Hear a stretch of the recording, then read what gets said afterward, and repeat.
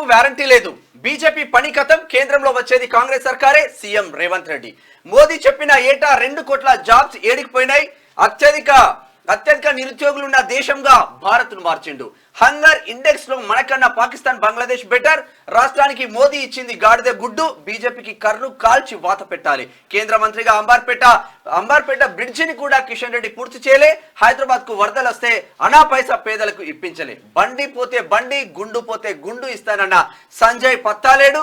BRS సచ్చిన పాము. ఆ పార్టీ గురించి మాట్లాడు వేస్ట్. కేసీఆర్, ఈటల రాజేందర్ బొమ్మ బొరుసు లాంటోళ్ళని విమర్శ.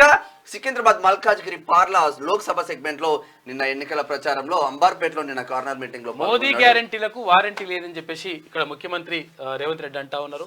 మొత్తం మీద అక్కడ తీవ్రమైనటువంటి విమర్శలు, ప్రతి విమర్శలు అయితే కొనసాగుతూ ఉన్నాయి. ఇక్కడ రిజర్వేషన్ల పైన, తర్వాత ఇక్కడ అభివృద్ధి పైన రకరకాలుగా విమర్శలు మాత్రం కొనసాగుతూ ఉన్నాయి. అయితే ముఖ్యమంత్రి మరో మాట అన్నాడు. ఇక పత్తా లేకుండా పోతుంది, ఏది బీఆర్ఎస్ పార్టీ పత్తా లేకుండా పోతుంది, ఆ పార్టీ గురించి మాట్లాడే వేస్ట్ అని చెప్పేసి అంటా ఉన్నాడు. ఏది బీఆర్ఎస్ సచ్చిన పామాసం ఉంటుంది కాబట్టి అయితే ఏమైతుందంటే ఇప్పుడు మళ్ళీ మనం దానికి పోయినాక మాట్లాడుకోవాలి. అయితే ఎవ్వరు కూడా రూపాయి కూడా తీస్తలేరట. ఎవరు బీఆర్ఎస్ పార్టీ ఎవరు అభ్యర్థులు, ఎంపీ క్యాండిడేట్లు వాళ్ళు రూపాయి కూడా తీస్తలేరట. ఎందుకంటే ఎటకైనా ఓడిపోతాము, ఇక అనవసరంగా తీసుకొచ్చేసి తీస్తలేరు, భువనగిరిలో ప్రచారం చేస్తలేరు. పార్టీ ఫండ్ పెట్టి మమ్మల్ని గెలిపిస్తారని, అంటే పార్టీ ఫండ్ పెట్టించి ఏదో నడిపిస్తారనుకుంటే అది కూడా నడిపిస్తలేరు. మమ్మల్ని జైలుకి వెళ్ళి తీయమంటే మేమెడికి వెళ్ళి తీయాలి, మేము అనవసరం ఎట్టి పరిస్థితుల్లో రూపాయి కూడా తీయమని చెప్పేసి బీఆర్ఎస్ అభ్యర్థులు అంటా ఉన్నారంట. చాలా దారుణమైనటువంటి పరిస్థితుల్లో ఇక ఏం చేయాలనో అర్థం కాని పరిస్థితుల్లో కాకా కూడా ఆగమాగం పిసపిస చేస్తున్నారని చెప్పేసి అక్కడ ఆ పార్టీ వర్గాలే అంటున్నాయి. ఇక మంత్రి మల్లారెడ్డి మాట్లాడుతున్నాడు. ఆయన ఏమంటాడు, ఇక నేను కాంగ్రెస్ పార్టీలకు నేనే పంపినా అని చెప్పేసి, నేనే పంపినా, నా కోసమే పనిచేస్తున్నారు. ఇప్పుడు ఎట్లుంటదంటే భార్య కొడుతుందట భర్తని, పెళ్ళాము మొగని కొడుతుందట.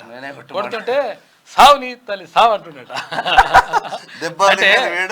అంటే విషయం ఏంటంటే మంత్రి మల్లారెడ్డి గారు ఏం చేయాలనో అర్థం కాని పరిస్థితుల్లో ఉన్నాడు. ఎందుకనంటే బీఆర్ఎస్ పార్టీ నుంచి అందరూ కూడా కాంగ్రెస్ పార్టీలకు జంప్ అవుతున్నారు.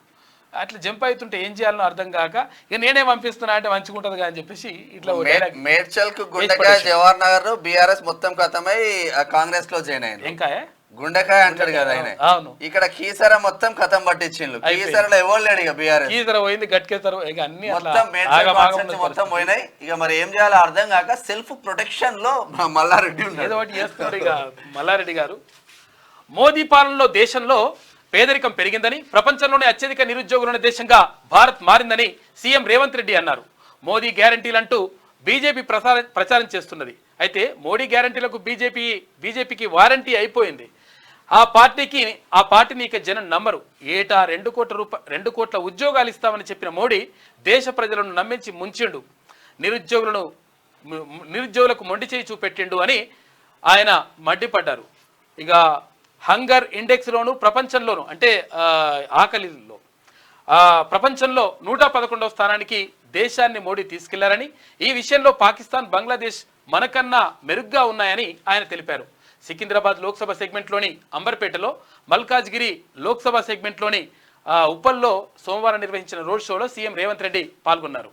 కంటోన్మెంట్ అసెంబ్లీ సెగ్మెంట్లోనూ పర్యటించారు. ఈ సందర్భంగా ఆయన మాట్లాడుతూ, హైదరాబాద్కు మోడీ ఇచ్చింది, కిషన్ రెడ్డి తెచ్చింది ఏమీ లేదు. గుజరాత్కు బంగారు గుడ్డు ఇచ్చిన మోడీ తెలంగాణకి ఇచ్చింది గాడిద గుడ్డు అని చెప్పేసి విమర్శించాడు నిన్న ముఖ్యమంత్రి రేవంత్ రెడ్డి. అంబర్పేటలో కాంగ్రెస్ కార్నర్ మీటింగ్ లో మాట్లాడుతున్న సీఎం రేవంత్ హాజరైన జనం అంటూ ఇక్కడ చిత్రాన్ని చూసుకోవచ్చు.